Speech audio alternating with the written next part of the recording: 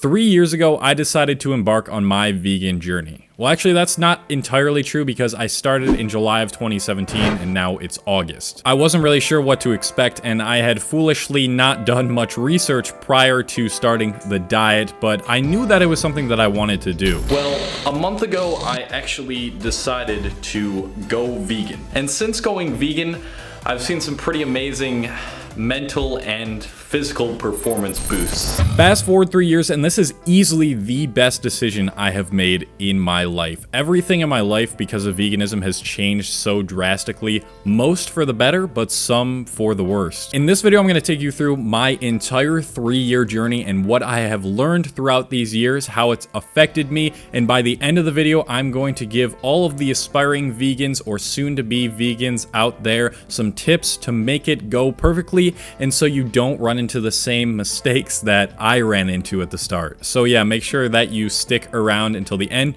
for that, but let's divide this first part of the video into 3 sections, aka 3 years. I'll take you through year 1, 2, and 3. So let's start off with my first year of veganism. For most, if not all new vegans, this is the year of experimentation. This was the time where I didn't really know what types of meals to make to optimize my health. Like, I didn't really have a lot of variety with my meals. And I had absolutely zero idea what I was doing in terms of supplementation. And the first few weeks were definitely the toughest.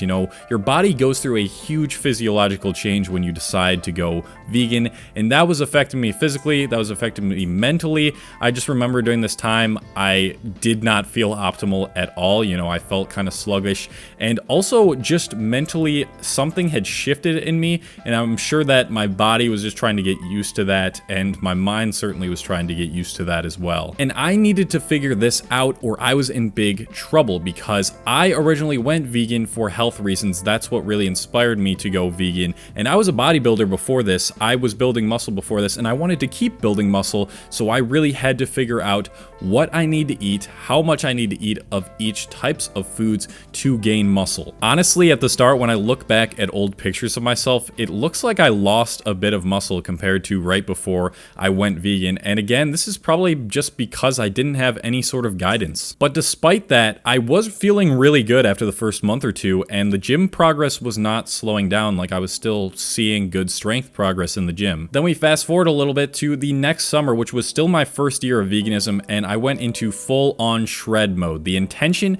was to lose weight without counting calories, and boy did I ever. To this day, that first summer of veganism was the most shredded I've ever been. Like, I look at pictures of myself, I'm like, damn. That was crazy. I also remember during this time I was doing intermittent fasting, and because of that I was doing my workouts fasted, and I'm sure that that helped for me to consume less calories too. One of my go-to snacks, if you can even call it that, to lose weight, to keep me full, was to just like munch on frozen fruit, because you know, you have to keep on continuously sucking on it in order for you to even get a bite into it, if that makes sense. And obviously fruit is like no calories. I just remember doing that a bunch. That's just a funny memory to me. Also, during this time, I had people around me in my life, you know, thinking that I was small now. Like, I looked really skinny because of how shredded I was. And this affected me big time physically and mentally. You know, I remember during this time just not having much energy at all. I really don't recommend being at that low body fat percentage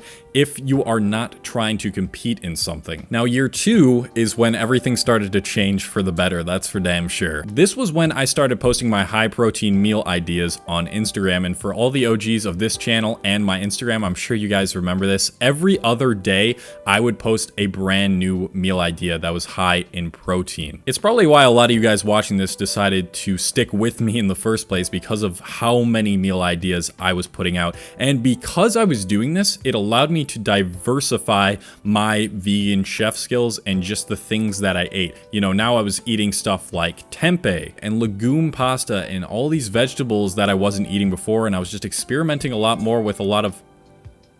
my oven just went off. I need to put some tater tots in there. Hold on. And yeah, so because I was experimenting with all of these different things, I really improved my chef skills during this time. And I'd also say that my health was vastly improved this year. You know, I had a bulking phase that went successfully, and I also had a cutting phase during this year that went successfully. I was much more attuned to what I was eating and how much I needed to eat to gain weight or to lose weight. This was the year that I also started to take supplementation a lot more seriously. Now, my whole first year of veganism, I'm gonna get crucified for this, I did not take a B12 supplement. I know. Listen, you don't gotta boo me, okay? I was fine. It was just 1 year, and I remember taking like the B12 pills every once in a while. It just wasn't a consistent thing. Boo! You stink! But yeah, I started taking a vitamin D3 and a vitamin B12 supplement every day, and I'm going to go over what supplements you will need if you are starting out veganism, or even if you aren't at the end of this video still. I'm still going to go over those tips, so stick around for that. So this was a year where I really honed in on my cooking skills and just improved my health and started to become more aware of what types of foods I should really be eating. And now the most recent year, year 3, the year that we just surpassed, this was the year I wanted to get massive. My goal for this year was to reach 220 pounds, just to become a big, thick boy, a big, thick soy boy. At this point, I was a pretty well-established vegan. I knew pretty much everything I needed to know about nutrition, although, you know, there's always new stuff to learn about nutrition. And I got thick with 2 C's out here. This was the biggest I have ever been, whether vegan or not, 220 pounds. I reached it, and I was still looking relatively lean during this time. I still had my abs, I still looked good, and everything was going really swell. So this was during winter time, and then as we got into the start of 2020, I started looking puffy. Like, this was just like a dark time for me in my life for several different reasons, but I also didn't really look that good during this time. I don't know why this happened. I could give you a long list of reasons. It could have been due to what I was eating, because as a lot of you guys know, I don't track my macros, or it could have been due to the stress of my life. All I know was when I look back at pictures from this time, I was just like uglier. Like, if I'm being completely honest with myself, like, I did not look that good. At least in my opinion, when I compare photos of that time to any other time in my life, I was just like puffy, bloated, just bad haircut probably didn't help. Yeah, I don't really know, but I still did feel really good physically. And now we fast forward to right now, which is August of 2020.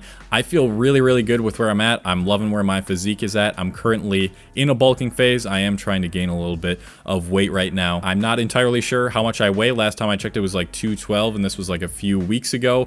I don't own a scale in my house. I should really check into that. That would probably help a lot, but I just am really enjoying everything right now. I feel the best I have ever had. I have more energy than ever. Everything in my life is just going really great, and a lot of that is due to your diet. Your internal state, what you eat on a regular basis, is going to determine a lot of the external things that are happening to you. It's been a hell of a ride, but I have never felt so consistently good in my life because of veganism. Now, I used to get sick like twice a month when I was eating animal products. It might have been a little bit less than this, maybe once a month, but once I went vegan, I only get sick once or twice a year now. That is a radical change. I have way more energy now, I'm more consistently happy, and my conscience is just so much lighter now. You know, I've kind of steered away, although I still do veganism a lot for my health, but I've more so expanded to the other reasons as to why people should go vegan, which are the ethical reasons and also the environmental reasons. You know, what's going on with factory farming is destroying our planet, and also the way animals are treated is just disgusting. If you guys watch these documentaries, you're gonna be like, what the hell am I doing supporting this industry? So at this point in my vegan career, I'm vegan for everything. So my best tips now for all the new vegans or aspiring to be vegans. Let's go through these. There's going to be 5 of them. Step 1 is to slowly ease into it. Don't do what I did. I just went pretty much cold turkey after going vegetarian for a couple weeks.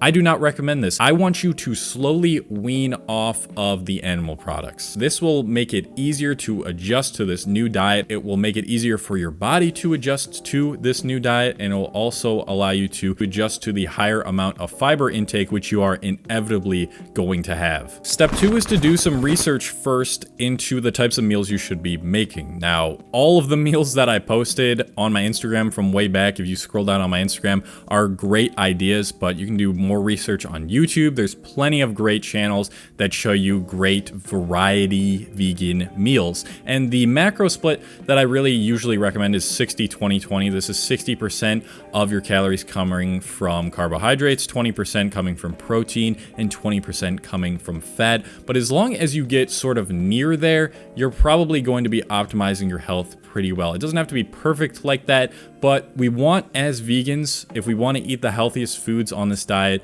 the majority of your calories are going to come from carbs. And I'm talking the healthy carbs, like the whole grains, the fruits, the veggies that have some carbs in it, stuff like that. Step 3 is to supplement with, at the very least, vitamin B12 and vitamin D3. Like pretty much half of the US population is deficient in D3, or I guess I should say vitamin D, because that's the actual thing. The supplement you want to take is called vitamin D3, and there are vegan versions of this. So I'm going to leave my 2 vitamins, vitamin B12 and vitamin D3, that I take in the description below if you guys want to get those. Yeah, I would say those are the absolute necessities for a vegan. Now, step number 3 might have you taking even more supplements, but we'll see. Step 3 is to track your macros at the start. Every new vegan should be doing this. Now, the best way to do this is to use an app called Chronometer. You can access it on both your computer and your phone. What you do is just add foods in there, all the foods that you drink and all the foods that you eat throughout the day.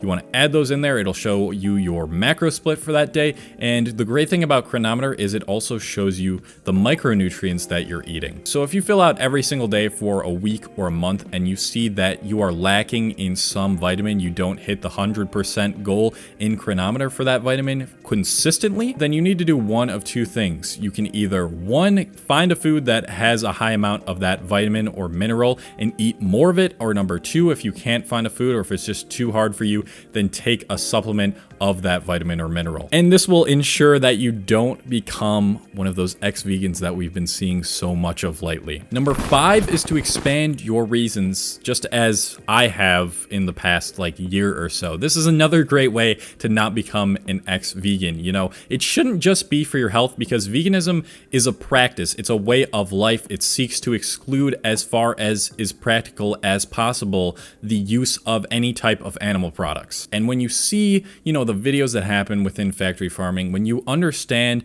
that a lot of these pandemics are due to, you know, animal consumption, when you see how damaging this is for the environment, and when you see how corrupt the animal agriculture industry is, it will make you want to stay vegan. Even if your health starts to suffer for some reason, you'll figure it out and you'll be like, I want to stay vegan. I don't want to support any of this. And as always, if you have any additional questions, leave a comment below. I'm happy to help you guys, whether you are vegan or not. Whatever questions you have, I will ask them. If you did enjoy this video and it helped you, leave a like on this video. It's going to push it out to more people who maybe want to go vegan, who are vegan and just want some more inspiration. Thank you guys so much for sticking around till the end of the video.